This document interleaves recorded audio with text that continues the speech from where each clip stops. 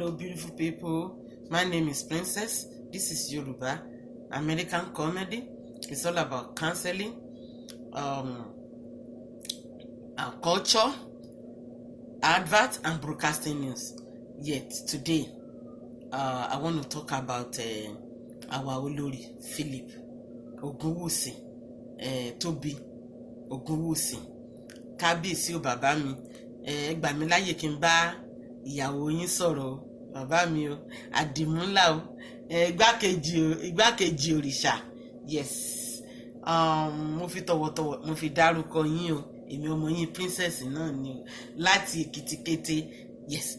Mo rí nǹkan tí Olori Philip Tobi tí wọ́n ṣe Ogunwusi tó jẹ́ pé ó kù díẹ̀ káàtó, kò dẹ̀ yẹ kó rí bẹ́ẹ̀. Ṣé rí tẹ́ bá wà ní ìyẹ̀wù pẹ̀lú bàbá mi nínú ilé ní ìnárù, nǹkan tó bá wù ní kẹ́ ṣe fún wọn, ẹ múnú wọn dùn, ẹ mára wọn yá, torí tá bá rí tí bàbá wa rẹ́rìn gbogbo àmọ́ páwọn olórí yẹn wọ́n ń ṣe dáadáa nìyẹn.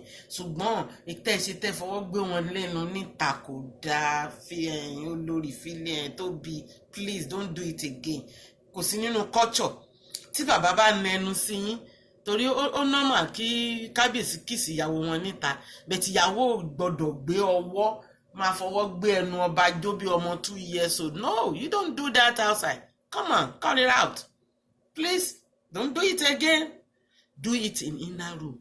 Fọwọ́ gbé wọn lẹ́nu jó ń bẹ̀, báwọn fomi gbóná tẹ̀, báwọn mọ́, báwọn màsáàjì ẹ̀, kára bàbá wa máa jọ̀lọ̀.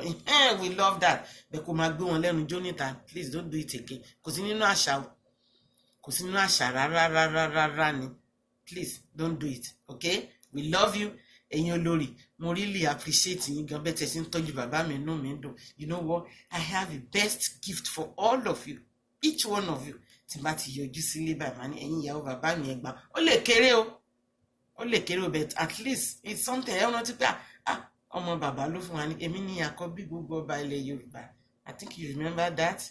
I used to say it to all my episodes that I've done before. Please keep it to you. I love you all. Ẹ jẹ́ bá mi fọwọ́ sí kinní, ẹ bá mi like, ẹ bá mi subscribe. Mo like báwọn olórí mi ṣe ń ṣe láàfin.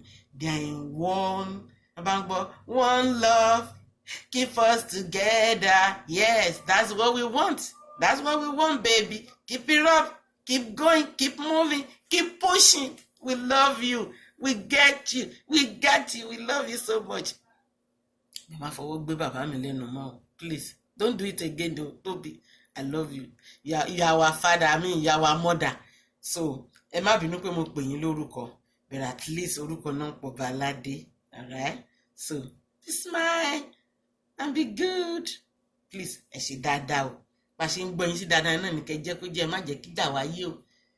Tínú yẹn bá fẹ́ ru ẹ̀rọra ya pánú. Ya ṣe kí ni walk away ló ń jẹ́ bẹ́ẹ̀ bí wí episode mo ti ṣe kọjá, walk away. Tó bá ti wá rọ̀ jáde síta, bó ṣe yẹ kí bẹ́ẹ̀ máa rí, ó ń rí bẹ́ẹ̀ lọ. I so much love you. Gbogbo àwọn tó ń rí níta inú wọn ò dùn. So please keep it up. I love it. Ọlọ́run á dẹ̀ pèsè ọmọ fún yín, ọmọ rere, ọmọ alálùbáríkà, ọmọ àgbéjó dalẹ̀, ọmọ rere ká sẹ́yìn dè. Ọlọ́run máa pèsè fún yín tó dẹ̀ máa jọmọ yíyè, kò ní jábí kú lágbára Ọlọ́run. Ṣùgbọ́n ẹ ṣe dáadáa bẹ́ẹ̀ ṣe ń sì lọ. Orúkọ tèmi ni Princess. Once again, please subscribe, press the notification button below. If I like it, you know what? I love you. Thank you, bye.